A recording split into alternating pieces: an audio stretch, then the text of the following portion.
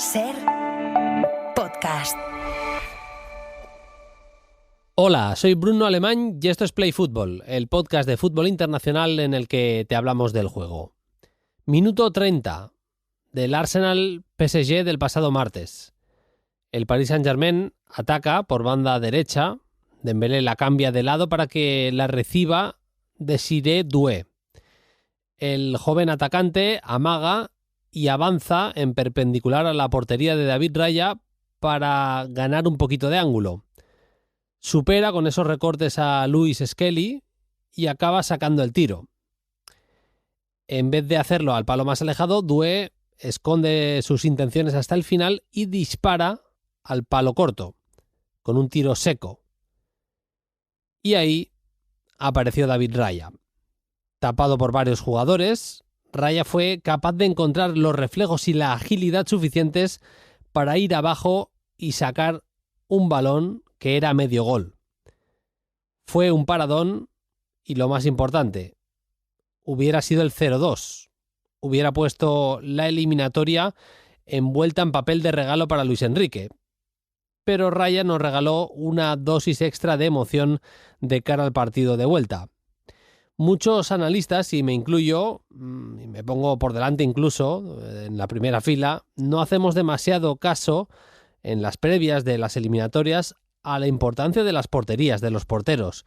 Y en estas instancias de la Champions creo que somos injustos si no valoramos lo suficiente esa importancia, porque la igualdad en el juego a estas instancias de la competición es casi total.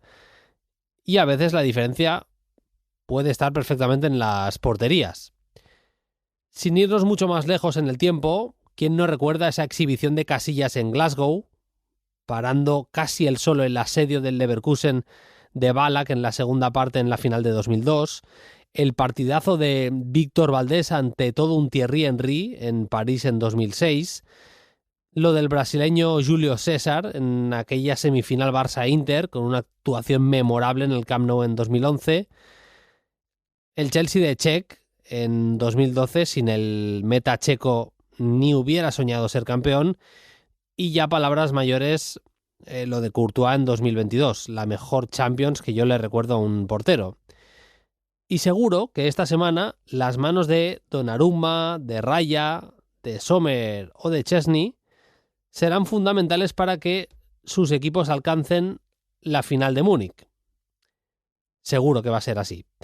Empezamos aquí un episodio especial de Play Fútbol en el que evidentemente vamos a hablar de esas semis de Champions. Va a haber la mejor previa, como siempre, del Inter-Barça y también del Paris Saint-Germain-Arsenal. Vamos a conocer un poquito más de cerca a David Raya con uno de sus descubridores. Toda la info de la previa de la UEFA Europa League y la UEFA Conference League. Y hablaremos del Bayern campeón de Alemania. Sí, por primera vez un título para Harry Kane. Esto y mucho más en una horita de fútbol internacional que empezamos ya.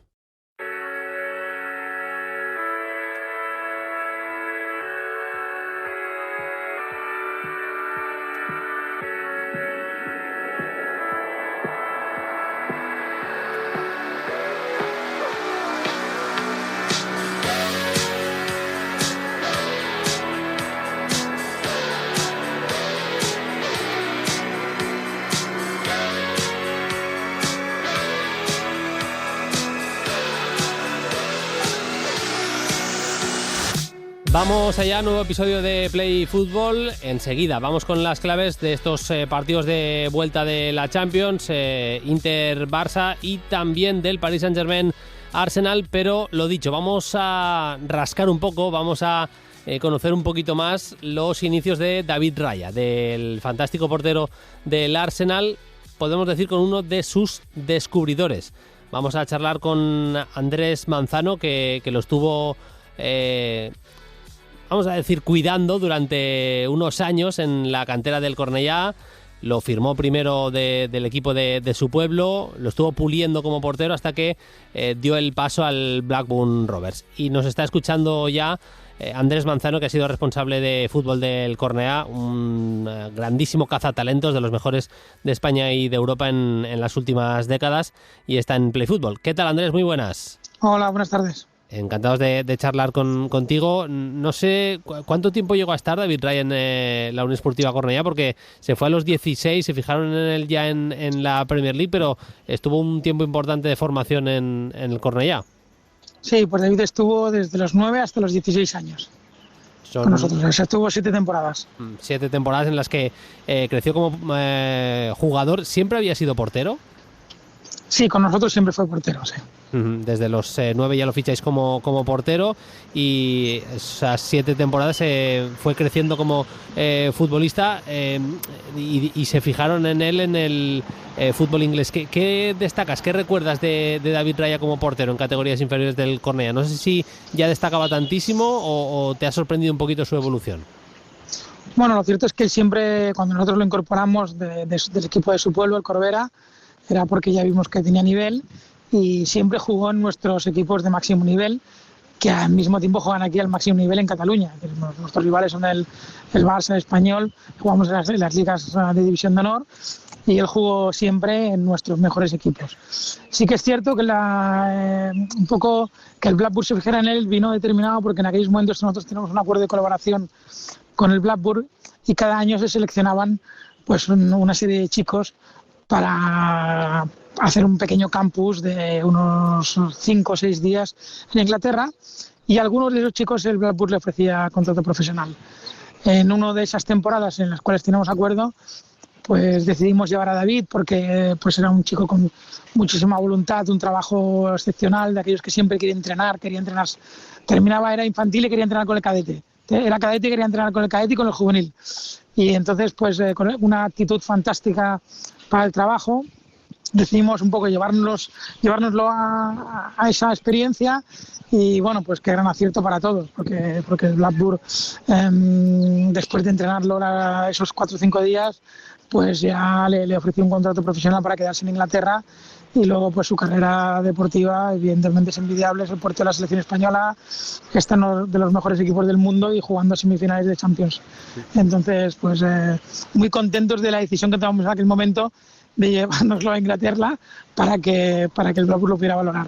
Él mide 1,83 m, no es ni mucho menos alguien bajito, pero sí que es verdad que con la altura que tenemos hoy en día de los porteros, no es un caso, voy a decir, un poquito atípico. No sé si cuando era pequeño el tema de su altura, vamos a decir que hizo que no se fijaran tanto en él por el hecho de no ser tan alto como otros, y no sé exactamente cuándo pegó el estirón y acabó de certificar la altura que ahora tiene. Bueno, él nunca ha sido un portero bajo, pero tampoco un portero eminentemente alto. Y sí es cierto, la anécdota es que cuando llegamos a Inglaterra y lo vio el entrenador de porteros del primer equipo, nos dijo que no lo iba a entrenar porque no lo veía un jugador con el perfil de fútbol profesional, dado que no lo veía alto. Imagínate, si aquí valoramos por los porteros altos, mucho más en Inglaterra, y en aquel momento era Championship, una liga donde hay bastante buen juego aéreo, etcétera. Pero David sí que tiene una característica, es que tiene unas manos enormes. Y nosotros le dijimos, oye, valóralo por la envergadura, no por la altura. Y entonces lo miró y, bueno, me dio un poco a regañadientes, nos dijo, vale, sí, lo voy a entrenar. Lo iban a entrenar igualmente, pero no el portero del primer equipo. Le entraba el portero del primer equipo. Y lo cierto es que, como te digo, después de esos días entrenándolo, no les quedó ninguna duda, porque al final la cuestión de un portero no es lo alto o lo bajo que sea, sino lo que para. Y David para muchísimo, es muy ágil y sobre todo es un trabajador nato que ha mejorado muchísimo cada día, y de aquellos jugadores a los cuales los entrenadores están contentos de poder entrenar, porque su actitud siempre delante del trabajo es muy, muy positiva. Para muchísimo, es un pedazo de portero. Pero ya que hablábamos del tema de la altura, Andrés, no sé si lo compartes, también ha ido evolucionando en lo que es el juego aéreo. Hoy en día es un portero que por la agilidad que tiene, porque es un portero muy, muy ágil también para moverse en espacios más bien reducidos, es capaz de acortar distancias muy, muy rápido, es valiente, tiene esa personalidad para ir a pelear balones aéreos con delanteros muy, muy altos. A mí me da la sensación que de un tiempo a esta parte lo ha tenido que estar trabajando, porque le veo desde hace un tiempo bastante más preparado para soliviantar ese tipo de situaciones ante los atacantes rivales. Sí, sin duda. Hay dos aspectos del juego que le ha trabajado muchísimo. Uno es la distribución con balón, el juego de pies, tanto en corto como en largo, filtrar pases, o tiene una capacidad de desplazamiento enorme. Y también, como es tan rápido, como bien decías tú, él es muy ágil, es un portero muy rápido. Entonces, se sabe mover bien en espacios cortos, eso le permite posicionarse muy bien para poder salir. Y entonces, el déficit que pueda tener por la altura, sin duda lo corrige por lo rápido que es. Totalmente. Hablabas del juego de pies. Quedó impresionado Jürgen Klopp, siendo entrenador del Liverpool, en un Brentford Liverpool, por la cantidad de veces que David Raya encontró a hombre libre, además, como decías tú, en situaciones de tener que dar un pase en largo y dar un pase milimétrico. Ya destacaba cuando estaba en Cornellá en esa faceta, y has dicho que lo ha trabajado mucho. Supongo que sería un portero que ya era bueno en el juego con los pies, pero que evidentemente tienes que seguir trabajándolo siempre esto. Como digo, él era un portero bueno con nosotros, suficiente para que jugara en nuestros mejores equipos y para que una vez que lo vio un equipo profesional lo firmara, pero lo que es seguro es que ha mejorado muchísimo, porque conozco su capacidad de trabajo, su actitud delante del trabajo diario, y es encomiable cómo disfruta de su profesión, cómo se lo pasa bien y quiere entrenar más. También, como anécdota, recuerdo que fuimos a verlo ya cuando estaba en Blackburn, y fuimos a verlo una vez y para ver cómo estaba, etcétera. Estaban entrenando con lluvia, barro, y él quería seguir entrenando. Cuando todos se quieren ir dentro, David quiere seguir entrenando. Y eso es lo que le da esa fortaleza, y también la confianza, porque él entrena mucho y sabe que aquellos aspectos que a lo mejor no eran tan brillantes, él trabajándolos ha conseguido ser uno de los mejores del mundo en la mayoría de los aspectos de que un portero tiene que dominar. Y con esta ya acabo, Andrés, no sé si lo compartes, pero creo que ya no solo la Liga Española hay grandísimos porteros, sino que España como país tiene un nivel de porteros que es tremendo. Se está jugando la titularidad seguramente con Unai Simón, ahora viene también por abajo Joan García.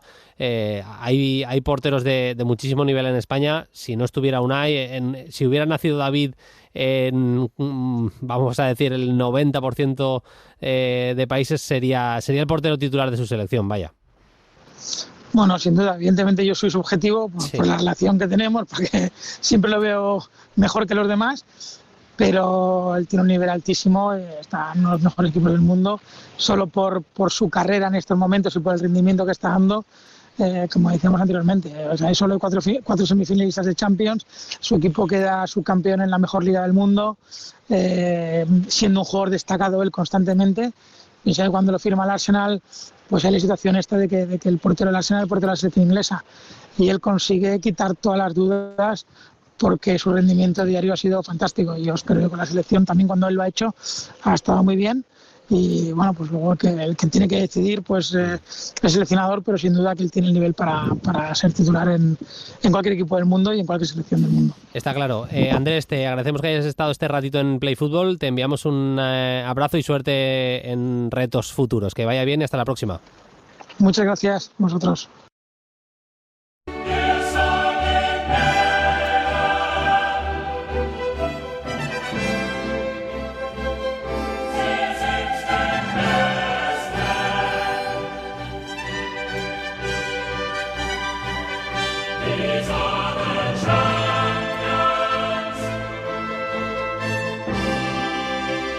Ahora sí, vamos con la mejor previa de los partidos de vuelta de las semifinales de la Champions. Ya empezamos a ver mucho más cerca esa final de Múnich, de final de mes del Allianz Arena. Va a ser un auténtico partidazo. Saludo ya a mis compañeros de esta mesa de análisis, equipo habitual, con Aritz Gabilondo y con José David López. Hola David, ¿qué tal? Muy buenas. Muy buenas, mira, estaba escuchando ahora mismo la canción de la Champions, estaba pensando, solo nos quedan 3 partidos de Champions. Solo nos quedan 3 partidos de Champions. Es tremendo, cómo pasa el tiempo, y a disfrutarlo a tope. Esta semana grande, la verdad. ¿Estás proponiendo que haya tercer y cuarto puesto en la Champions o...?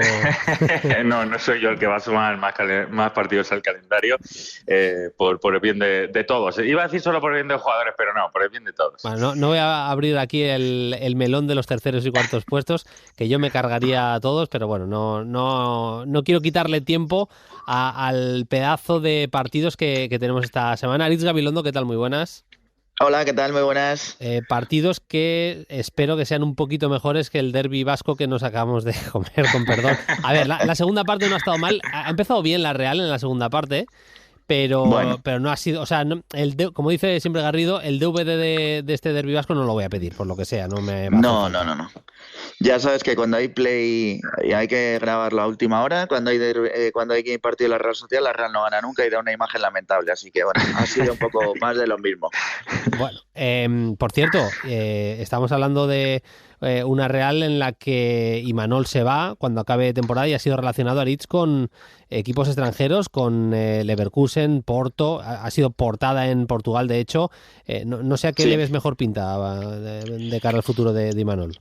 A ver, yo sé que tiene esos ofrecimientos encima de la mesa y también publicamos el otro día que hay un equipo Al-Shabaab de Arabia Saudí que está detrás de él. A mí por lo que me dicen, él todavía quiere seguir en Europa y bueno, vamos a ver si le llega al nivel de un Leverkusen, por ejemplo, o coge un equipo que está un poco más venido a menos como es el Oporto, pero bueno, no sé si llegará a ese nivel, pero desde luego ofrecimientos va a tener porque ha hecho un buen trabajo en la Real. Estaremos pendientes si entrena en Portugal, en Alemania, sea donde sea, vamos a seguir al bueno de Imanol, evidentemente. Vamos ya con las semifinales de la Champions. Vamos a empezar, David, con ese Inter-Barça. Como fueron tan grandes partidos, ya estamos en la ronda de semifinales, solo hay que revisionar 2 encuentros por si me había perdido cosas importantes con la emoción del directo. Los he vuelto a ver enteros los dos, tanto el Barça-Inter empate a 3 como la victoria por la mínima del PSG en Londres, Arsenal 0, PSG 1. Empezamos por ese Inter-Barça.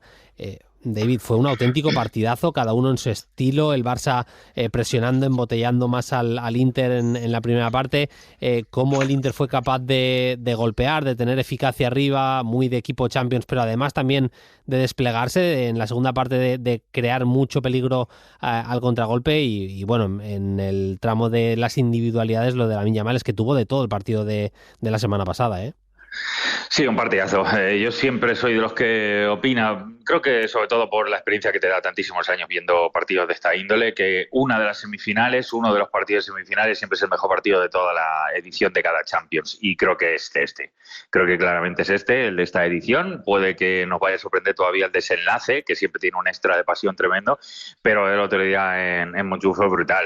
Primero porque el Inter, en una versión para mí bastante alejada de lo que sabemos que puede dar este equipo, de repente se pone 0-2, eso en condiciones normales ante un equipo tan sólido atrás que se ha mostrado especialmente competitivo en labores defensivas durante toda la Champions, seguramente era algo demoledor. Yo estaba comentando el partido y decía en ese momento que el Barça estaba tan al límite como que cuando ya va 0-2 cualquier acción muy puntual se te acaba de medir mal, una de las continuas jugadas límite que tiene con el fuera de juego y se te va la eliminatoria. En 25 minutos le pudo pasar. Evidentemente, cuando estás ahí en el sótano 2, en la lona, de repente aparece algo que lo sorprende, que lo levanta, y lo que apareció fue un elegido, Lamine Yamal, definitivamente.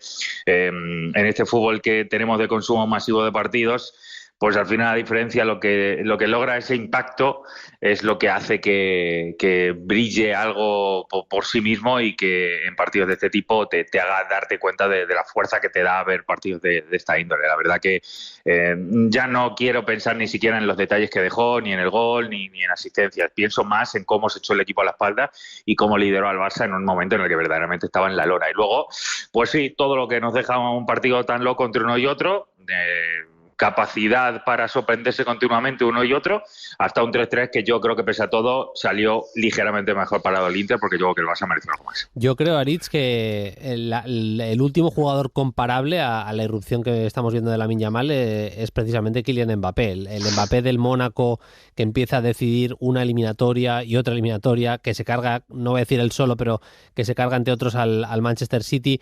Es verdad que Mbappé lo hace más desde el punto de vista goleador, Lamine lo ha hecho desde otros puntos de vista del juego, a veces siendo seguramente más asistente que otra cosa, pero la primera parte de Lamine el otro día contra el Inter me sale decir histórica prácticamente.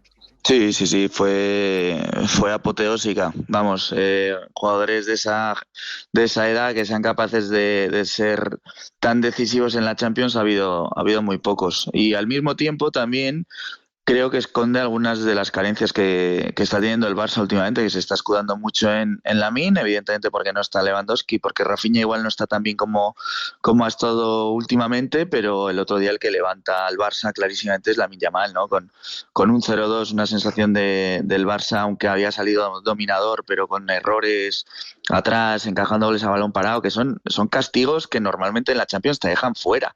Y el otro día, en otro contexto, sin Lamine Yamal, seguramente el Barça hubiera tenido un resultado pues prácticamente definitivo, pero tiene este futbolista que es capaz de sacarse la chistera a lo que hizo en el primer tiempo, que estoy contigo, hacía mucho tiempo que no veíamos una irrupción así en la Champions League. Bueno, perdona que seguramente tengas otro tema ahora a continuación, pero es que hablamos mucho del tema de la edad de Lamine.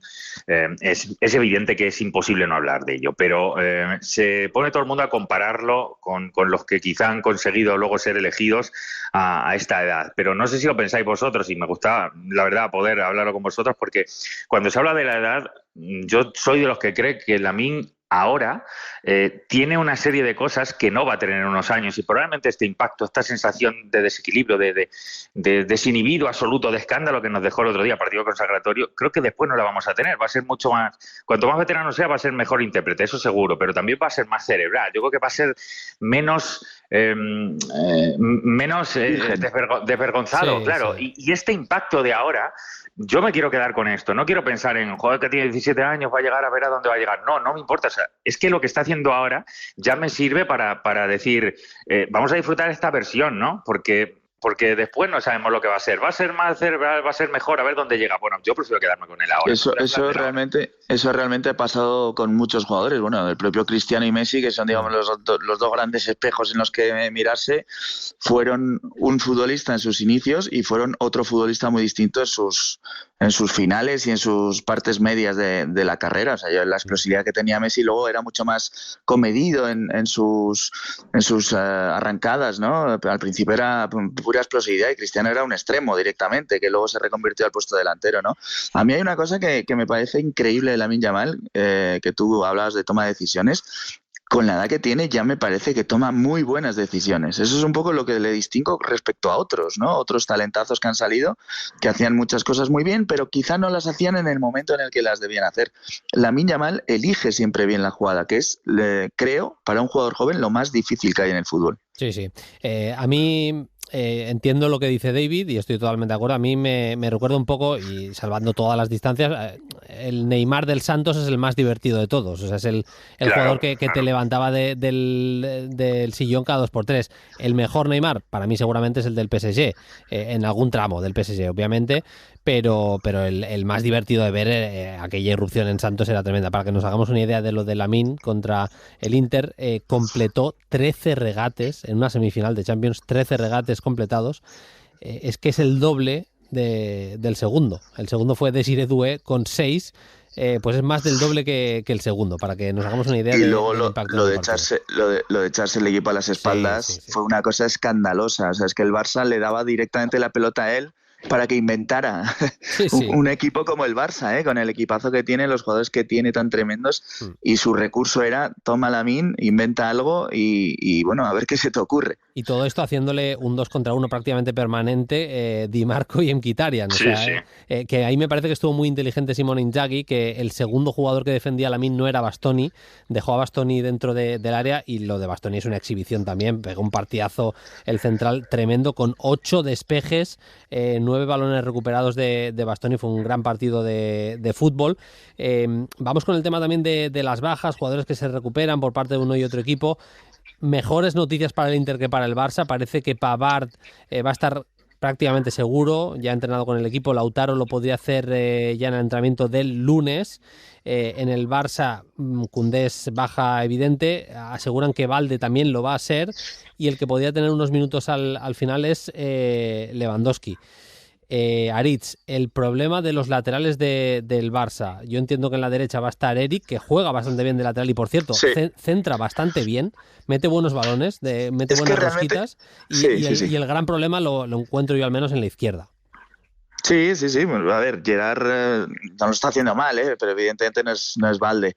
Y el tema del lateral derecho del Barça es que hizo bien Flick, hizo muy bien en poner un lateral defensivo como es Koundé, aunque bueno, Koundé, por ejemplo, marcó el gol en la final de la Champions, de la Copa del Rey, pero no necesitas un lateral que ande desdoblando al extremo como quizá en otro equipo en el que tuvieras a Lamine Yamal. Simplemente le tiene que cubrir las espaldas. Y ahí por eso creo que Eric García encaja bien también, porque es un buen defensa y bueno, sin grandísimos alardes ofensivos, porque no lo necesita el Barcelona por ese lado, pero le va a dar la consistencia que sí que necesita el Barça teniendo un futbolista como Lamine Yamal por delante. Así que es un poco, a mí ese cambio, evidentemente Koundé estaba siendo de los mejores jugadores del Barça esta temporada, pero no creo que la presencia de Eric García reste mucho defensivamente al equipo, que es donde creo que Flick pone toda la carne en el asador en esa posición. Y es súper inteligente Koundé a la hora de quedarse en el centro si Lamine quiere recibir en banda para hacer un 1 contra 1, de desdoblar cuando toca, porque no siempre necesita hacerlo, pero a veces es posible que lo pueda hacer y le libera a otro jugador a Lamine. Es muy inteligente, se entiende muy bien Koundé, pero estoy con Aritz que eso precisamente, la inteligencia táctica, la tiene totalmente también Eric García. Vamos al melón, que es el lateral izquierdo. Ya está publicando la gente, muchos medios, lo hacía el diario AS, creo que lo contó también Adrià Albets aquí en Carrusel, que no va a llegar Balde al partido. Es un marrón realmente la elección de ese lateral izquierdo para Flick, David, porque si en algo le ganó el Inter al Barça, más allá de la eficacia, fue en ese sector. O sea, en la banda derecha, en la primera parte, Dumfries se come a Gerard Martín y en un duelo desigual, porque Íñigo no es lateral izquierdo, también supera a Íñigo Martínez, que es el lateral izquierdo improvisado en la segunda parte. Entonces, es que es morir de una cosa o morir de otra, pero no hay ninguna solución perfecta, ni mucho menos, ¿eh? No, y además es verdad que el Inter, si algo tiene, es amenaza exterior, porque es un equipo que precisamente ha crecido muchísimo en el sistema de Inzaghi, de esa tipología perfectamente trabajada, automatizada, porque los carriles dan muchísimo. Y Dumfries, que volvía después de haber estado de lesión y demás, llegaba en un momento álgido, protagonista absoluto el otro día. Es verdad que Gerard está, para mí, cumpliendo mucho más de lo que me imaginaba. Yo le comenté el partido de debut de la Sub-21 hace apenas unos meses, cuando se lo llevó Santidenia, y verdaderamente ya empezó a mostrar un nivel que a mí me dejó muy sorprendido, porque ya ese día fue de los mejores y desde entonces le he visto volar realmente para el nivel teóricamente que imaginábamos de él. Es verdad que evidentemente va muchísimo mejor hacia adelante que hacia atrás, y que Balde es imposible que sea, porque Balde estaba en el momento glorioso. Básicamente Balde estaba en el momento de mejor carrilero de izquierdo de Europa, o por lo menos top 3 en el momento en el que se ha lesionado. Íñigo, sacarle de zona, evidentemente tiras de experiencia, tiras de elemento corrector, el posicionamiento, todo eso sí que te lo va a dar, pero en un mano a mano contra Dumfries a la espalda, en un Inter que lo automatiza perfectamente para que Varela, para que Marcus Thuram caigan en esa banda, le puedan hacer las situaciones todavía más incómodas a Gerard, me parece que queda muy, muy limitado. Es el gran problema de que dentro de una plantilla donde tienes prácticamente siempre otro nombre de buen nivel para suplirlo, pues ese es el único perfil donde claramente el Barça se ha inventado a Gerard, o por lo menos Flick le ha dado más confianza de lo que seguramente le hubiera dado a otro jugador, porque no tenía nadie más para suplir a Balde. Es que estamos ahí en lo típico que hacemos de dar los 11. No sé si es para mí me sale al menos, vaya, Aritz, el mismo 11 que en la ida, seguramente con Dani Olmo, que descansó algo más que Fermín titular en la media punta, y claro, el tema está en la defensa. Yo entiendo, Eric lateral derecho, entraría Araujo por Gerard Martín, sería central, Cubarsí central por la izquierda e Íñigo lateral zurdo, y si no, mantener a Gerard y mantener esa pareja Cubarsí-Íñigo en el centro de la defensa.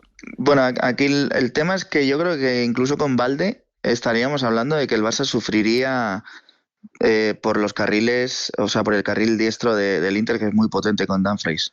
O sea, yo creo que no es una cuestión de nombre, sino de concepto defensivo del Barça respecto a concepto ofensivo del Inter. ¿Cómo corriges eso? Muy difícil, pero yo creo que el mayor factor de corrección es metiendo a un jugador, a un perfil defensivo en el lateral izquierdo. Entonces, ahí sí creo, además lo hizo así. O sea, la mayor pista que tuvimos de Flick para intentar corregir eso es que metió a Íñigo Martínez de lateral izquierdo y Araujo de central. Yo creo que va a mantener esa idea. Va a meter a Íñigo de lateral, aunque sea central de origen, y va a meter a Araujo más Eric García en la derecha, con 4 centrales. Básicamente va a jugar porque para mí la tiene el Inter. Tienes que elegir entre conceptos defensivos, que ahí Íñigo, es top 3 en Europa, me atrevo a decir, o jugador de posición puro y duro, que sería Gerard Martín. Pero sí, yo seguramente estoy con Aritz. Sí que es verdad que el Barça tira muy bien la línea fuera de juego, y si la tira también es sobre todo porque en eso Íñigo y Cubarsí se entienden a las mil maravillas, pero hay que elegir, insisto, un poco de qué quieres morir. Vamos con la alineación del Inter, David, a ver si me compras Sommer, Pavard, Acerbi, Bastoni, si se recupera Pavard, si no entraría seguramente o repetiría Bisek. Carril derecho, tengo alguna duda, no, va a jugar Dumfries. Varela, Çalhanoğlu, Mkhitaryan en centro del campo, y ahí sí que tengo duda en el carril zurdo, si apuesta por frenar un poquito más de inicio a Lamine con Carlos Augusto, o se la juega ya de inicio con Di Marco, que no está en su mejor momento de forma. Parece que Lautaro está cada vez más recuperado. Si está bien, jugar a Lautaro, si no Taremi, acompañando a Thuram. David. Sí, no hay más, está clarísimo. La única duda de Di Marco, y más duda porque Lamine se encargó de que tengamos esa duda, no porque realmente sea una duda razonable para Simone Inzaghi, seguramente.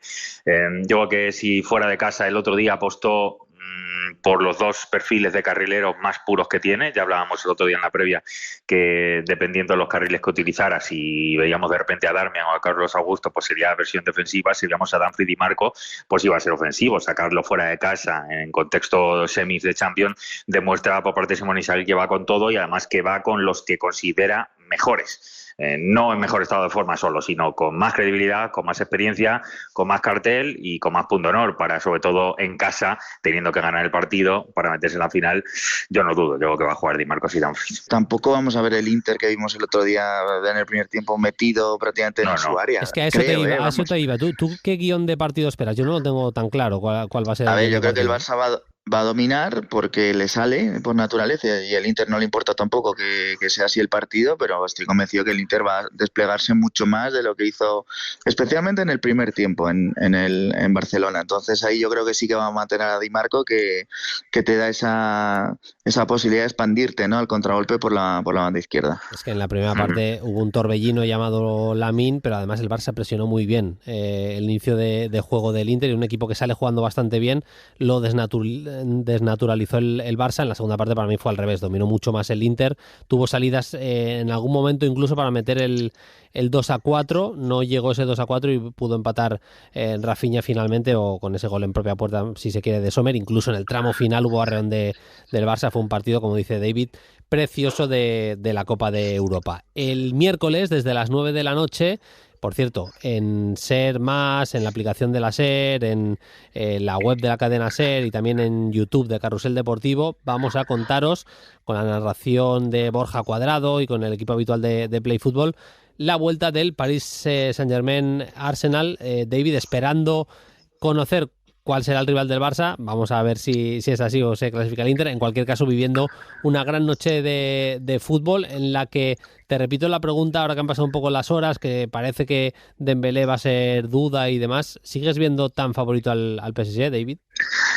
Sí, es verdad que el otro día el partido tiene saltos, pero se juega más a lo que quiere Paris Saint-Germain. Hay momentos, evidentemente, dentro del equipo Arteta, sobre todo por ser local, pues sí que tiene un poquito más de presencia en campo contrario, sí que de alguna manera hunde más de lo que muchos han conseguido, prácticamente de lo que la mayoría ha conseguido hacer al Paris Saint-Germain esta temporada. Incluso Luis Enrique al final del partido lo asume, que había un momento en el que claramente lo habían pasado mal, que todo estaba un poco al límite, y que igualmente al final las 3 o 4 últimas acciones peligrosas de partido de alguna alguna manera fueron para el PSG, de haber podido hasta llevarse un mejor resultado. Bueno, evidentemente hay el tópico que pero me parece más que tuvo mucho que ver con el centro del campo. O sea, la capacidad que tiene ahora mismo el PSG, puede parecer que lo que tenía enfrente Mikel Merino, Odegaard, Rice, sobre todo con Mikel y Rice, son jugadores de muchísima presencia, de físico, ganadores de duelos y demás, pero sin embargo la capacidad que te da ahora mismo casi de comodines intercambiables y al mismo tiempo súper útiles cada uno en su posicionamiento, en su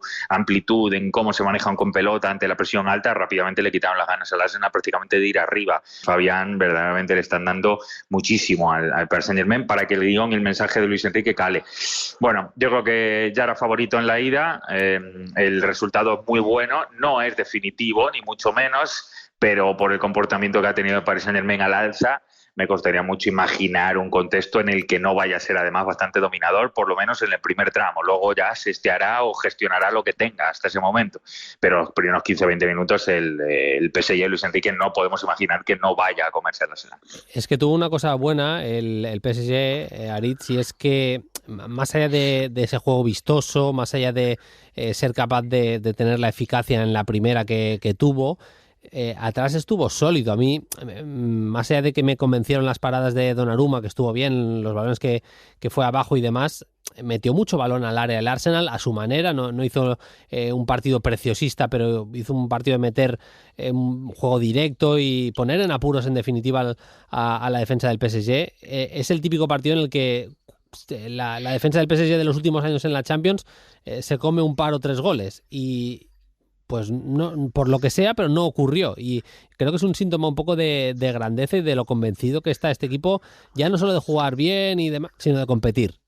Sí, lo comentamos de hecho un poco durante el partido, ¿no? Que yo creo que el gran salto de calidad de este PSG es que en estos partidos que le entraba el tembleque, cuando ya veía las alturas de la Champions, está consiguiendo con Luis Enrique es un equipo muy competitivo. Yo solo veo un factor que me parece que puede ser peligroso para el PSG, que es el balón parado. Evidentemente por el potencial que tiene el Arsenal, que lo sigo considerando el equipo más poderoso a balón parado de Europa, porque el otro día incluso el gol anulado a Merino milimétrico también llega en una acción así, y porque es, sabemos, un factor de desequilibrio que no atiende al resto del partido ni a criterios puramente futbolísticos. O sea, puedes estar siendo un partido de una manera y en un balón parado te cambia por completo. Es ahí donde yo creo que el Arsenal tiene que basar sus esperanzas, porque por lo demás, también como dijimos, yo creo que el PSG es un equipo que tiene tantos registros, que sin balón te machaca en la presión, que te puede correr al espacio con los jugadores que tiene arriba, que te puede dominar.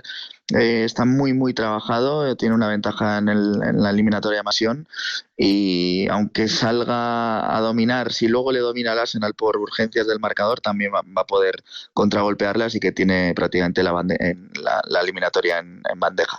Diferentes informaciones, David, en Francia apuntan a que Dembélé se va a probar entre los entrenamientos de lunes y martes. Tiene esa ventaja de que es la eliminatoria larga, empezó el martes y va a acabar el miércoles. En definitiva, que es el crack del equipo y van a hacer todo lo posible para que Dembélé esté. Si no está, a mí me sale bastante claro que sería el titular Barcola, que de hecho viene de marcar a pesar de la derrota contra el Estrasburgo, y tener a Gonzalo Ramos para esos minutos finales, porque se ha demostrado, es que Gonzalo Ramos fresquito le está funcionando realmente bien. Estuvo a puntito de marcar en 2 ocasiones y hubiera sido el 0-2 y se acababa ahí la eliminatoria, ¿eh?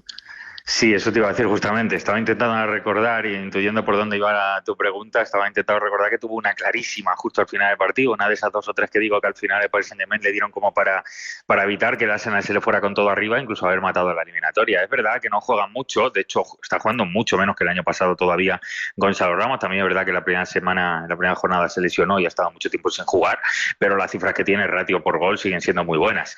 Yo creo que tener esa alternativa de un 9 más clásico o un 9 más de área, más allá de las cosas que le da Gonzalo Ramos, movimiento y demás, pero suele ser un 9 que, teniendo en cuenta las alternativas que tiene el Paris Saint-Germain, claramente es el más 9 ariete que tiene.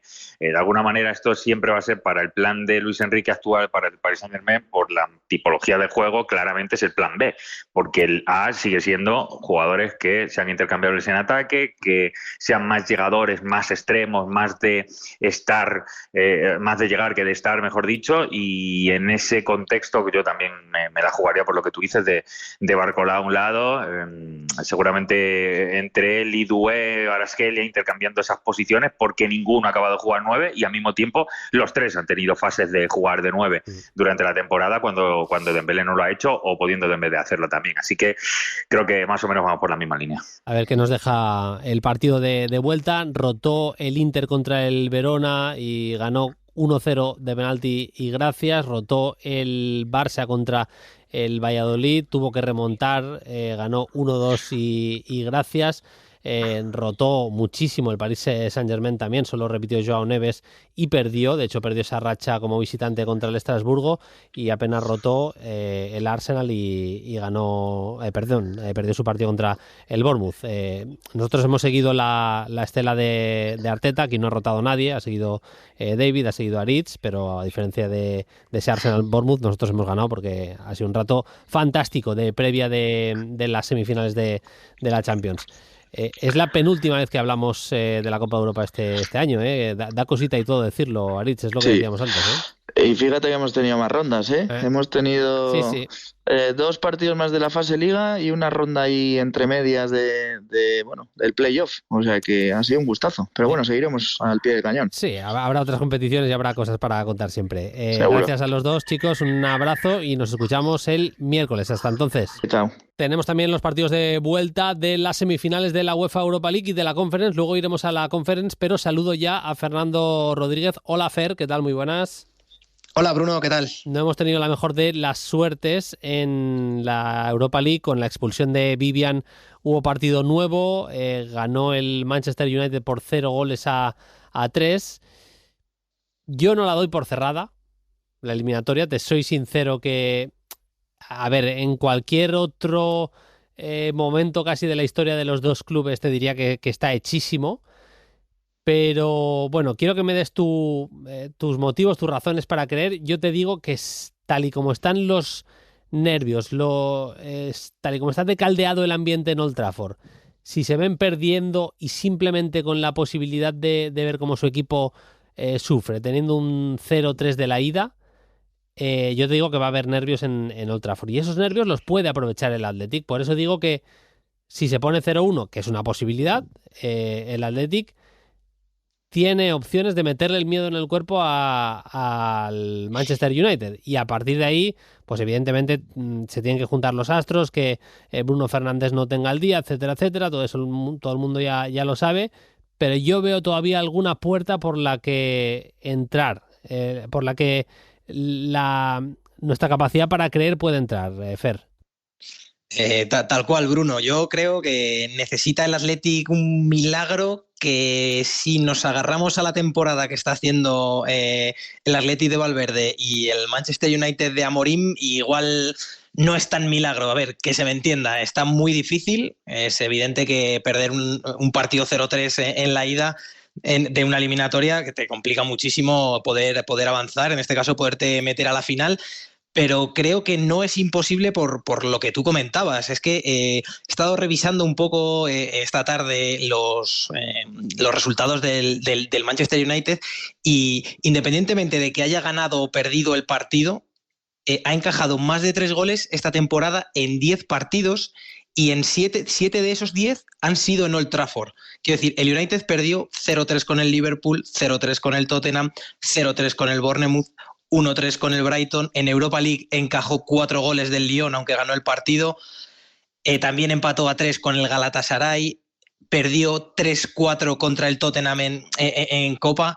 Quiero decir, al United le han hecho 3 goles esta temporada varios equipos, y no creo que el Athletic no pueda estar en un nivel muy parecido a algunos equipos de los que de los que te he nombrado. Es que, bueno, sin ir más lejos, este propio fin de semana, es cierto que jugaba fuera de casa, pero ha perdido 4-3 frente al Brentford. Es cierto que Amorim, evidentemente, ya ha puesto todos los huevos en la cesta de la Europa League, ha metido 8 cambios de inicio, incluso al portero, solo han repetido en el 11 Dorgu, Garnacho y Ugarte. Es cierto que ha tenido que rectificar un poco con los cambios porque el resultado estaba siendo incluso doloroso.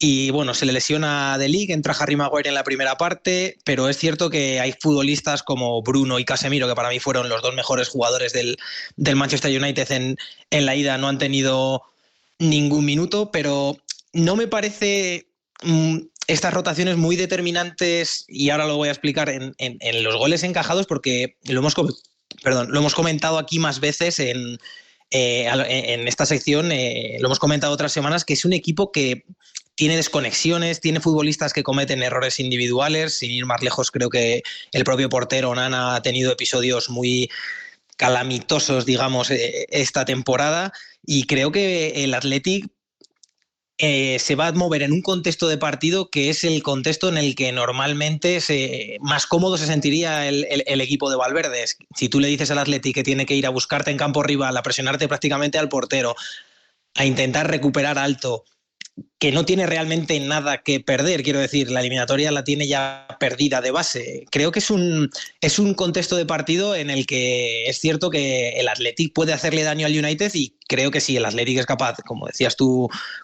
hace un minuto, si es capaz de adelantarse en la eliminatoria, creo que puede meterle el miedo en el cuerpo a este Manchester United. Es cierto que la diferencia de goles es grande, pero creo que si el Athletic recupera un poco el acierto, que es un poco algo que yo achaco mucho a la ausencia de Ollán Sacet, que creo que es el futbolista de la plantilla que tiene más claridad en 3/4, tanto para asistir como para anotar. Pero si el Athletic es capaz de recuperar un poco a los futbolistas físicamente, que de hecho ya Valverde también hoy, este fin de semana en el derbi, también ha introducido mucha rotación. Sí que es cierto que ha jugado algún titular como Iñaki Williams, como Íñigo Ruiz de Galarreta, pero si el Athletic es capaz de recuperar la frescura y tiene ese pelín de acierto en la primera parte que le permita irse por delante al descanso, creo que le puede pelear la eliminatoria a este Manchester United. Evidentemente, tal cual lo has comentado, necesita además tener un poco de suerte, que se alineen un poco los astros, que Bruno Fernández esté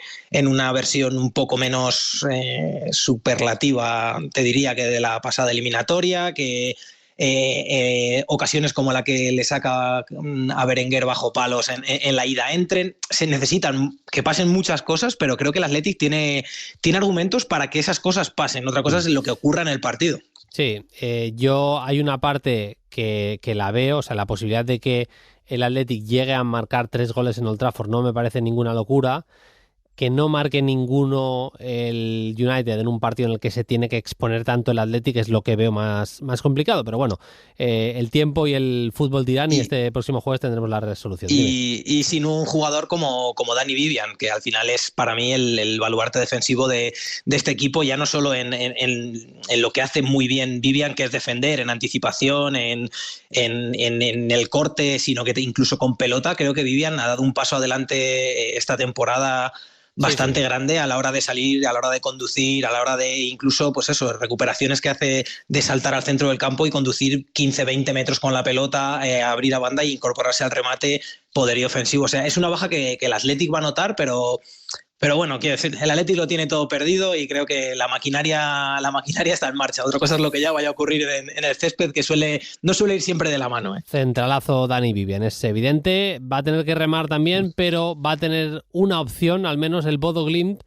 de ilusionarse, de soñar con estar en la final de San Mamés, porque marcó un golito en ese partido en Londres, Tottenham 3, Bodo 1, con el que, bueno, pueden, insisto, tener alguna esperanza. Además van a recuperar seguramente a Berg y a Efsien de cara al partido de vuelta.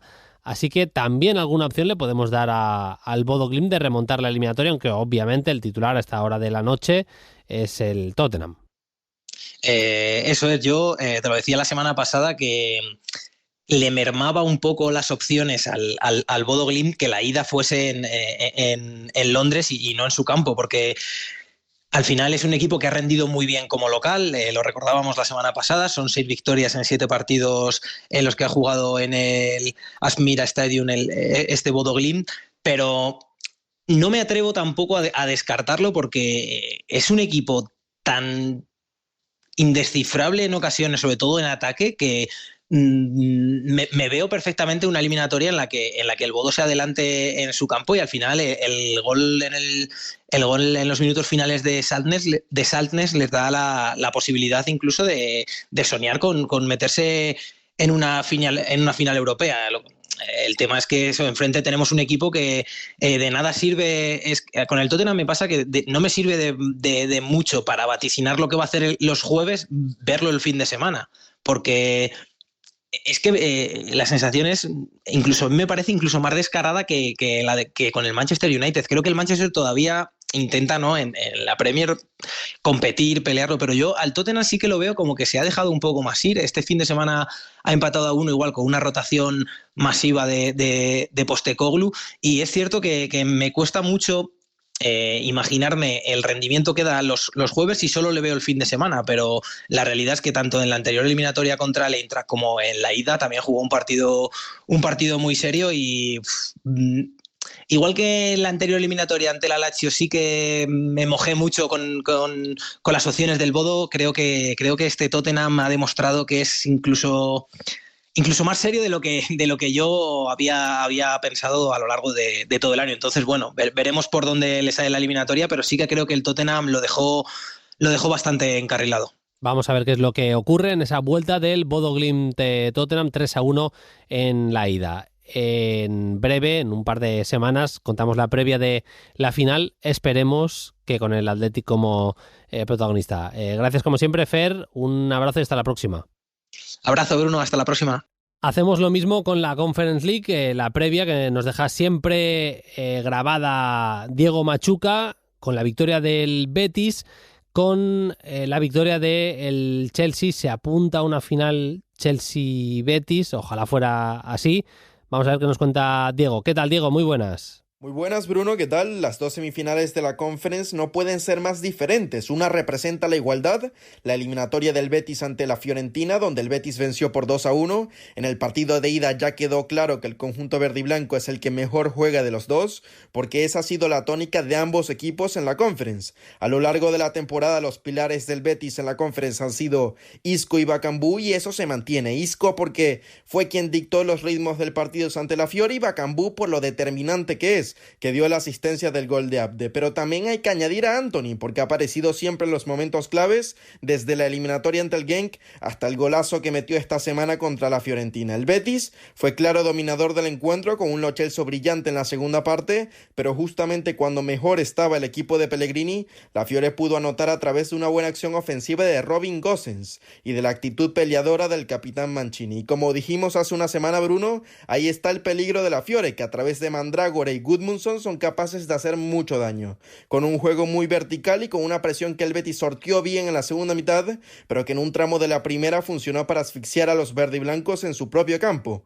La eliminatoria en ningún caso está decidida, porque todo apunta a que el goleador de los de Raffaele Palladino, Moise Kean, sí podrá estar en el partido de vuelta como titular, ya plenamente reincorporado al equipo, y ya fue capaz de ser muy incisivo en la segunda mitad frente al Betis en el encuentro de ida, fijando a los centrales, erigiéndose como baluarte para bajar balones y para poder conectar con sus compañeros. En la Fiore, Dodó sigue siendo baja, mientras que Cataldi tampoco podrá estar en el partido de vuelta tras la lesión que sufrió en la ida. Baja muy sensible para Palladino en el centro del campo. Salvo eso, deberíamos ver un once muy parecido del conjunto violeta en la vuelta, porque este fin de semana ante la Roma hicieron varias rotaciones. Caso parecido al del Betis, el pasado domingo en Liga contra el Español no fueron titulares ni Isco ni Bakambu. La Fiorentina todavía no ha perdido como local en la Conference, así que veremos si el Betis es capaz de llevarse la eliminatoria en Italia. Y en la otra semifinal, todo está prácticamente sentenciado, como ha sido habitual en las eliminatorias del Chelsea este año, porque el conjunto inglés apalizó en Suecia por 1-4 al Djurgårdens, resultado que creo que no plasma lo que pasó en el partido, porque es cierto que el Chelsea impuso su dominio en la primera parte, con un gran Enzo Fernández clave en los dos primeros goles del partido, para crear sobrecargas por el medio y explotar los vacíos en las bandas. Y también es verdad que en los otros 2 tantos blues el Djurgårdens cometió errores clamorosos y tuvo claras desatenciones defensivas. Pero aún así, en la segunda parte del encuentro el conjunto sueco demostró muchísima intención, en ataque estuvieron muy bien y merecieron más, con los pases al espacio de Gulliksen, los ataques cayendo a la banda de Engen, pero les faltó acierto. Veremos si en la vuelta pueden mejorar en ese apartado. Este fin de semana rotaron bastante, solo 4 jugadores que estuvieron en el 11 inicial ante el Chelsea repitieron titularidad contra el AEK de Estocolmo, mientras que en el Chelsea, el equipo que más suele rotar, pasó todo lo contrario. Todas las piezas importantes de Maresca jugaron algún papel en la victoria ante el Liverpool. Así que Bruno, veremos si el cansancio puede ser uno de los factores que influyen en una posible remontada del Djurgårdens.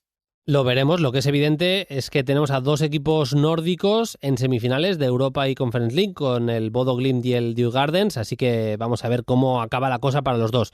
Ya estar en semifinales es un éxito para ambos. Antes de ir con Paquillo Mariscal, con el que vamos a hablar del Bayern campeón, vamos a hablar de Sesco, vamos a hablar del Nápoles, son los 3 temas escogidos por Paquillo esta semana, queremos haceros un mapa rápido de cómo están las cosas esta temporada, este final de temporada en las ligas del top 5. ¿Qué queda por decidir en Premier, en la Bundesliga, en la Serie A y en la Liga Francesa? Y se le hemos pedido a Marcos Gómez Díaz.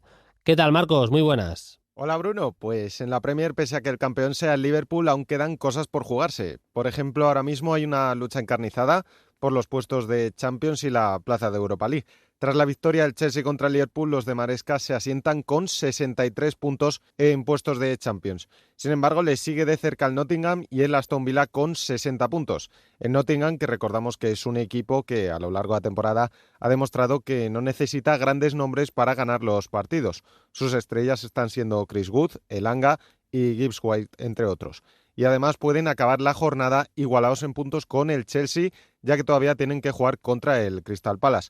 Por otro lado, el Aston Villa también sigue al acecho del Chelsea, gracias a la dirección de Unai Emery, que está haciendo que crezcan jugadores jóvenes como Morgan Rogers. Y mirando a otras competiciones en la Bundesliga, el Bayern de Múnich la ganó y por fin Harry Kane consigue un trofeo. Quedan por decirse la 4ª plaza de Champions, la de Europa League y la de Conference, ya que están en un puño entre el Friburgo, el Dortmund, el Leipzig y el Mainz.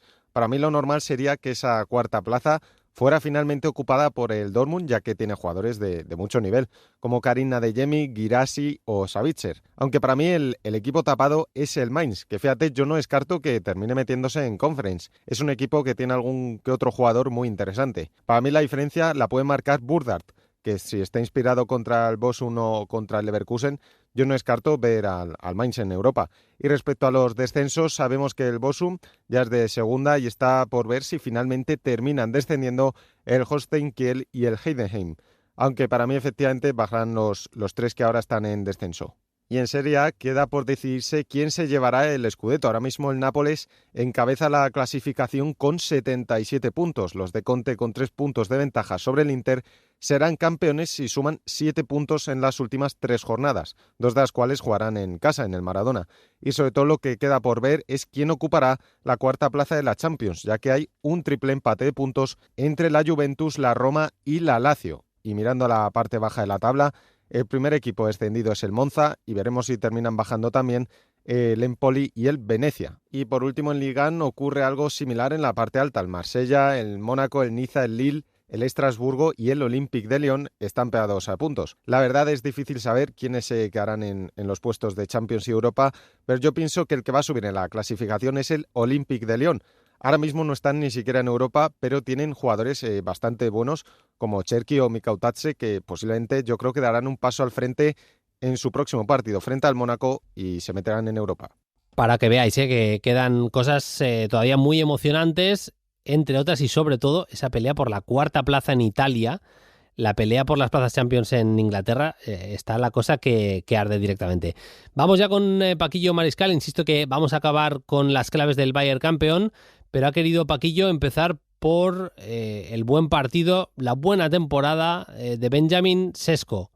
Hola Bruno, bueno pues sinceramente una de las decepciones de la temporada en Alemania ha sido el Red Bull Leipzig. Creo que por plantilla, por nivel, por las expectativas puestas en Marco Rose, bueno, probablemente creo que desde que llegaron a la élite es su año más complicado, ¿no? Desde que se establecieron prácticamente siempre entre los 4 primeros. Este año no han funcionado las cosas. Al final, la propuesta de Rose, que siempre la hemos alabado aquí muchísimo en el programa, porque un tipo de técnico valiente, atrevido, ofensivo, vertical, le ha costado mucho disgusto en defensa.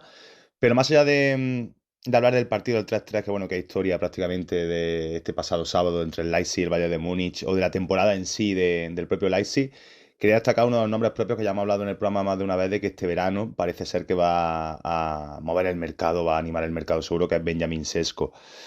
Sesko, ahí en cuanto a cifras, si no te para mirarlas, puedes decir que se podría haber contagiado de la mala dinámica del equipo, y sin embargo ha superado ya, y todavía falta alguna jornada, sus mejores registros comparándolo con el año pasado. El año pasado fueron entre todas las competiciones 18 tantos, este año son ya 20, más 6 asistencias, que a simple vista, como bien comentaba, teniendo en cuenta la dinámica negativa del propio Leipzig, que tampoco han estado francamente bien quizás sus dos compañeros, sus dos escuderos, ¿no? Que el año pasado brillaron ese triángulo entre Xavi Simons, Openda y él, pero al final un futbolista bueno, que parece que también, quizás por su nacionalidad, que es un poco de carácter más frío, se repone o rehuye de la dinámica colectiva, y él individualmente es capaz de seguir destacando. Y me parece, bueno, que ya que huele ya prácticamente a verano, aunque las temperaturas aún no acompañen, en cuanto a ese mercado estival, yo creo que va a dar el saltito, porque es un jugador que es muy tramposo. Lo hemos más de una vez analizado así, pero es que lo sigue demostrando conforme sigue creciendo, ¿no? Como futbolista, y es que aparentemente por envergadura, por estatura, por físico, parece que va a ser menos coordinado, y sin embargo es súper ágil, deja gestos técnicos de un jugador quizá más liviano o otro prototipo de 9. Se mueve muy bien al espacio, cuando baja a recibir sabe conducir, sabe vivir en el límite del fuera de juego también muy bien, que creo que es una característica suya muy importante. Y luego con el balón en los pies es un tipo que, sin ser sobresaliente, evidentemente no estamos hablando del top 5 de mejores delanteros en ese sentido, pero sí que deja acciones técnicas en cuanto a salir de espacio reducido ante su par, o trazar algún tipo de regate, que bueno, pues que presenta un talento y una calidad técnica que, como bien decía, me parece que es un poco trampa teniendo en cuenta su físico. Benjamin Sesko probablemente sea el mejor jugador de toda la temporada de un Leipzig, que, como bien decía, no está bien, no se encuentra cómodo, no ha encontrado su mejor sensación este curso, pero desde luego el 9 va a dar el saltito y va a dar mucho que hablar el próximo verano. Paquillo es un enamorado del Nápoles y nos ha querido hablar del equipo del sur de Italia, pero también de un protagonista que no suele ser habitual en esta sección, el goleador de este fin de semana, de hecho.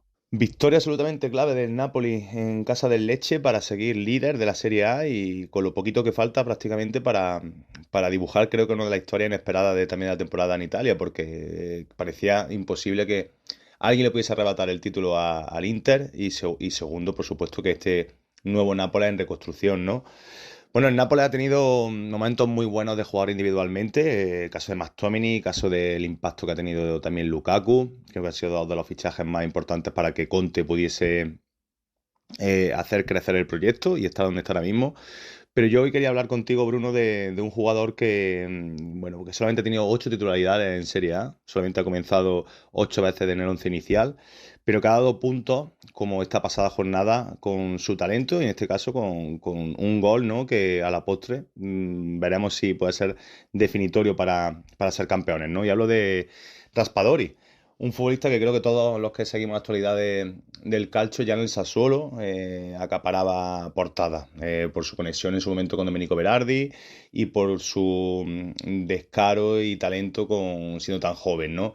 Es ya la tercera temporada en Nápoles. Es cierto que, como comentaba antes, la llegada de McTominay, que ha jugado muchas veces prácticamente de segundo punta, y por supuesto Lukaku, le ha restado minutos. Cabe recordar también que en la plantilla del Nápoles hay futbolistas para jugar arriba como Simeone o como Okafor, que llegó en el pasado mercado invernal. Y sin embargo, ha entrado mucho en segundas partes, cuando el Nápoles ha necesitado tener un poco más de pelota, porque no es 9 al uso, bajo mi punto de vista más un segundo punta que se mueve mejor con un perfil tipo Lukaku al lado, pero un jugador que tiene ese punto diferencial porque te puede coser el equipo, puede ser un centrocampista extra porque le gusta defender, le gusta asociarse, y a la misma vez mantiene un colmillo y una habilidad para ser creativo y trazas paredes, buscas conducciones en los últimos metros, la frontal del rival, muy interesante. Es cierto que también creo que se ha visto un poco perjudicado porque Antonio Conte, Bueno, pues cuando llegó implantó su prototipo, su sistema de cabecera con ese 3-4-2-1, luego cambió al 4-3-3, luego hemos visto también 4-4-2 en muchas ocasiones de la temporada. No ha sido un Conte, un equipo de Conte muy reconocible con ese sistema inamovible, ¿no? Como le ocurrió, por ejemplo, en muchas etapas en el Chelsea. Y creo que eso le ha perjudicado un poco porque también se ha decantado mucho Conte por dos extremos y Lukaku, ¿no? Pero bueno, nueva titularidad, nuevo gol, nuevo impacto, un jugador que seguramente si el Nápoles gana el Scudetto, mucha gente no se vaya a parar a pensar en él, pero que ha dado punto importante del banquillo que creo que para el futuro éxito de San Paolo, si es así, también cabe recordar que ha sido muy importante por bueno, pues por su nivel y también por psicológicamente ser un futbolista que no se ha quejado nunca y cuando ha salido como si no hubiese pasado nada. Además, adaptable a diferentes roles, diferentes posiciones. Puede jugar en banda izquierda, segundo delantero, de falso 9 incluso. Buen rendimiento de Raspadori esta temporada. Y ahora sí vamos a cerrar con las claves, los nombres propios. El Bayern se ha vuelto a proclamar campeón de Alemania. Evidentemente teníamos que hablar de ello en Play Football. Bueno, pues ya tenemos campeón Bundesliga, el Bayern de Múnich vuelve a coronarse triunfador después de que la temporada pasada el Leverkusen le arrebatara un título dentro de esa hegemonía que lleva tantísimos años consiguiendo los de Múnich. Y bueno, antes de analizar las claves del equipo campeón, quiero decir también que sin restarle ni ápice de mérito, porque bueno, ha hecho puntuación y ha sido campeón con 2 jornadas de antelación, pero hay que decir que efectivamente, como bien comentábamos todos a principio de temporada, pues parecía que era complicado que el Leverkusen pudiese competirle o mantener el nivel casi real de la temporada pasada. Pero dicho esto, creo que entrando a hablar un poco, analizar qué Bayern de Múnich hemos tenido esta temporada, bueno, pues creo que Kompany, que también teníamos un poquito de dudas sobre su figura, ¿no? Por la inexperiencia, por si era el mejor o el principal candidato para coger las riendas de un Bayern Múnich que venía de prácticamente una temporada en blanco la pasada y de ver cómo su gran rival Leverkusen le arrebataba el título, pues no sabíamos si ese Kompany, que en Premier demostró un poco que le faltaban quizás todavía matices en su juego, sobre todo recorrido de experiencia, pues bueno, pues ha cerrado la boca de muchos porque ha ido rehaciendo el equipo poco a poco. En cuanto a las claves del Bayern de Múnich campeón, bueno, pues yo creo que antes de entrar a hablar de nombres propios, que lo hay, muy importantes, creo que hay que hablar de un arranque espectacular de temporada que tuvieron, brutalísimo. De hecho, con los números en la mano ha sido el mejor arranque de la historia de la Bundesliga.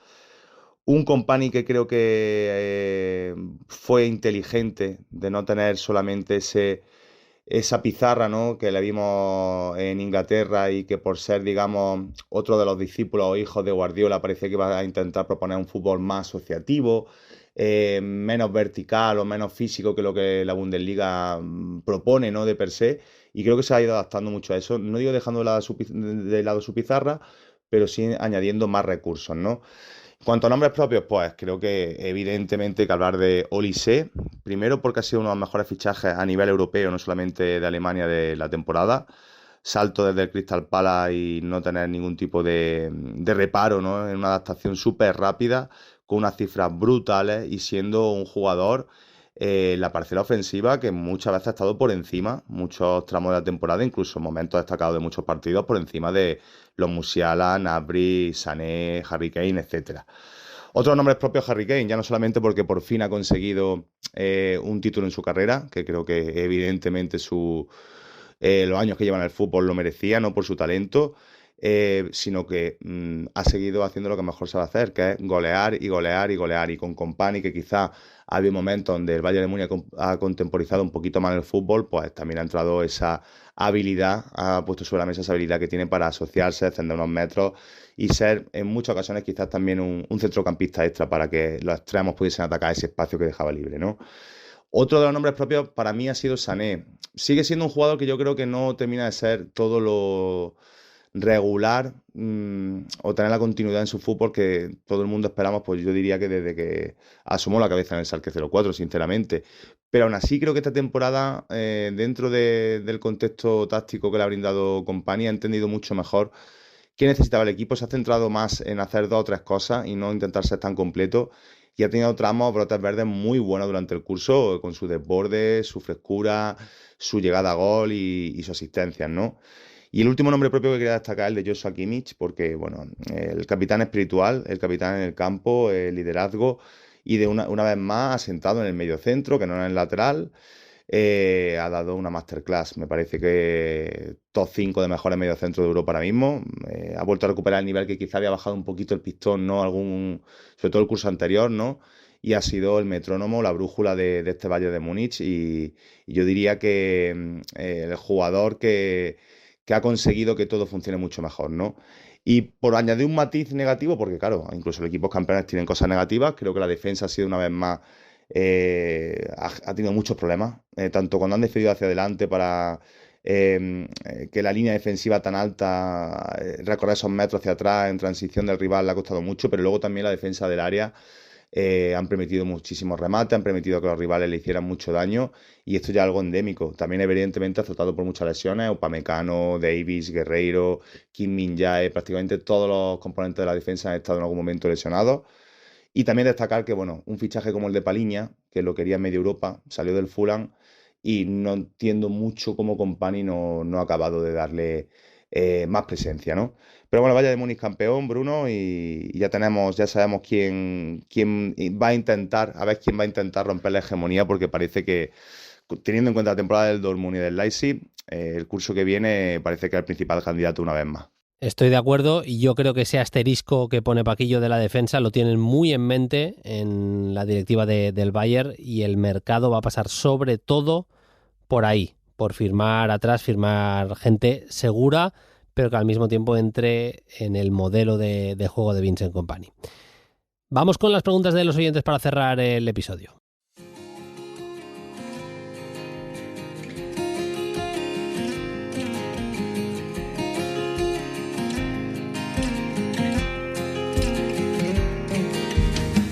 Recta final ya del programa, ya sabéis que contestamos a las preguntas de los oyentes, las que dejáis en los comentarios de iVoox o también las de Twitter, el antiguo Twitter, que ahora hay que llamar X, en @playfutbol podéis dejar vuestra pregunta y ahí os contestamos. Evidentemente, no hace falta decir que gracias por escucharnos, lo hagáis desde donde lo hagáis, sea corriendo, lavando los platos, en el tren, en el coche, podéis elegir la plataforma que más os mole, que más cómoda os sea. Estamos en Spotify, en iVoox, en Google Podcast, estamos en YouTube, bueno, que podéis elegir, que no tenéis excusa en ese sentido. Y evidentemente, si nos dejáis preguntas, si valoráis, si le dais buen rating al programa, le dais like a cada uno de los episodios, nosotros más contentos que unas castañuelas, que decía mi abuela. Vamos ya con las preguntas de los oyentes. Esta semana no tenemos todo el tiempo que nos gustaría porque hay preguntas bastante top. Incluso no hemos tenido todo el tiempo para prepararlas porque hay preguntas que creo que son bastante interesantes. Mira, Venceslao pregunta ¿cuándo se va a hablar del Friburgo? Te dejo la pregunta para la semana que viene, Venceslao, porque es muy buena. Y el Friburgo, hay que hablar de este Friburgo que ha empatado hoy contra el Leverkusen y ha permitido que el Bayern fuera campeón de la Bundesliga. Y David Villalba dice, sería interesante analizar los flujos de gasto e ingresos de los grandes de las principales ligas en los últimos 5, 7 o 10 años y cotejar los resultados deportivos. Es muy buena también, David, y lo voy a intentar hacer de cara a la próxima semana. Pero insisto, que no he tenido todo el tiempo que me gustaría habiendo semifinales de Champions, Europa League y demás. Diego Zamora, también en iVoox, dice, ¿qué opciones creéis que tendría el Betis contra el Chelsea?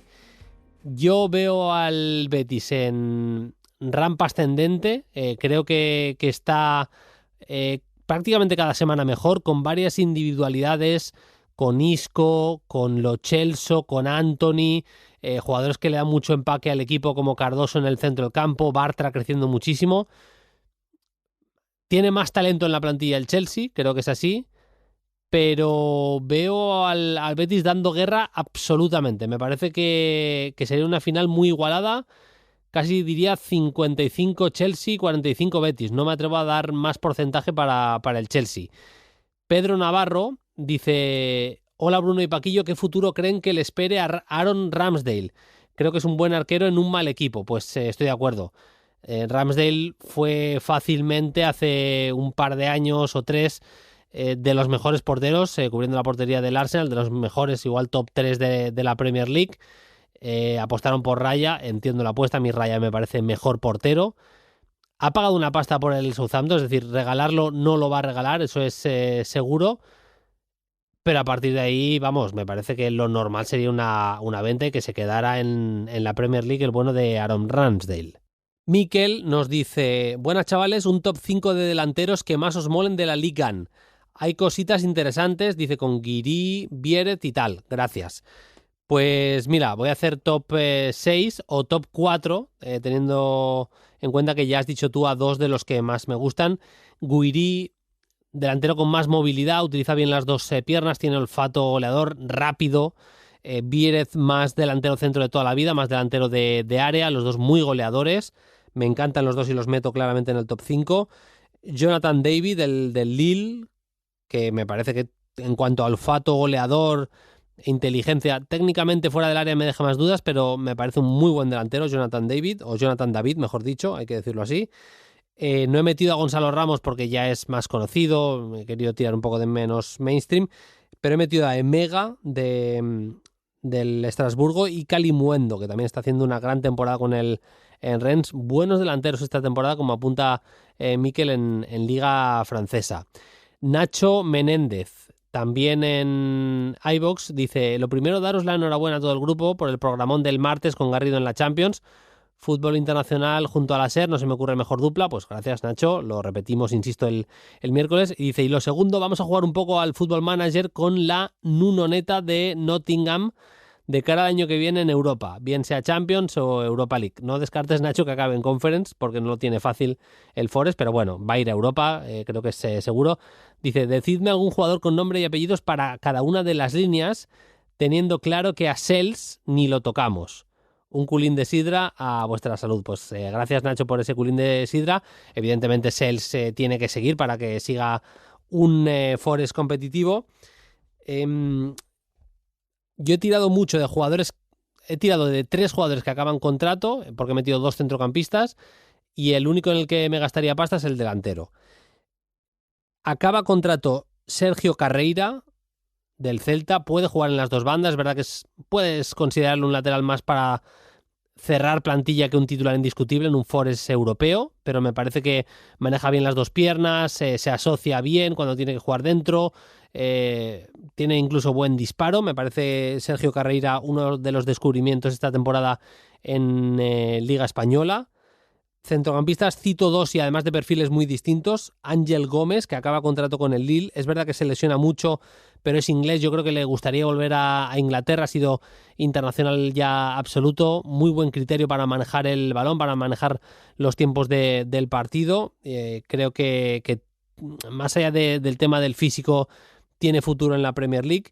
Y justo el perfil contrario, Zambo Anguissa, acaba contrato con el Nápoles y me parece jugador de ida y vuelta top, con buena llegada al área, muy bueno en los duelos, y me parece que encajaría perfectamente en este Forest de Nuno. Y el delantero, me he fijado mucho en el Celta, que es uno de los equipos que más me está molando esta temporada, Fer López. Además puede jugar de referencia o de segundo punta, me parece más un segundo punta que otra cosa. Se mueve muy bien entre líneas, lejos del área y demás, por eso me parecería un complemento casi perfecto para Bonilli, para Wood y compañía. Ese tipo de delantero, un complemento muy bueno sería Fer López. Y si lo metes como referencia, teniendo por detrás un Gibbs White de la vida, jugadores así, también creo que encaja perfectísimamente. Así que ya hemos dado 4 nombres. Y no hay tiempo para la que nos deja Óscar sobre las Supercopas. Nos pregunta quién va a entrar en la Supercopa, además de Madrid y Barça y Atlético de Madrid, quién sería el cuarto. Si la Real Sociedad, por haber jugado semis de la Copa del Rey, o el que quede cuarto en Liga. Lo resolvemos esta semana, lo pregunto esta semana y te decimos, Óscar. Y dice: y una de Supercopa de Europa, ¿incluiríais al campeón de la Conference? De incluirlo, ¿qué formato tendríais? ¿Triangular o formato semifinales entre campeón de la Liga, Europa y la Conference, con el campeón de Champions esperando en la final? Pues a ver, yo creo que no meterlo es un cantazo, creo que queda bastante raro, aunque también es cierto que es lo que había hecho UEFA toda la vida. toda la vida la Supercopa de Europa la había jugado el campeón de Europa y el campeón de la Recopa de Europa. Se dejaban fuera al de la UEFA. Y la UEFA era un pedazo de torneo, bastante superior en cuanto a equipos y nivel a lo que vemos en Conference. Pero, claro, yo de por sí que lo metería, me parece un poco una falta de respeto no meterlo, pero también es cierto que meter más partidos en el calendario, todo lo que sea meter más partidos ahora mismo es un no, así que habría que pensar otras posibilidades. No sé si jugar una Supercopa bis entre el campeón de Conference y el subcampeón de Europa League, alguna cosa así, pero meter más partidos al calendario me parece que sería un error.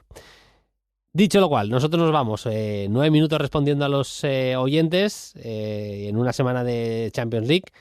Lo hemos pasado muy bien haciendo el programa de esta semana. Volvemos el miércoles con la Champions, con ese Paris Saint-Germain-Arsenal, y si lo queréis en formato podcast puro y duro de toda la vida, el lunes que viene a las 10 de la mañana, otra vez aquí los de Play Fútbol. Hasta entonces, sed felices. Adiós. Para no perderte ningún episodio, síguenos en la aplicación o la web de la SER, Podium Podcast o tu plataforma de audio favorita.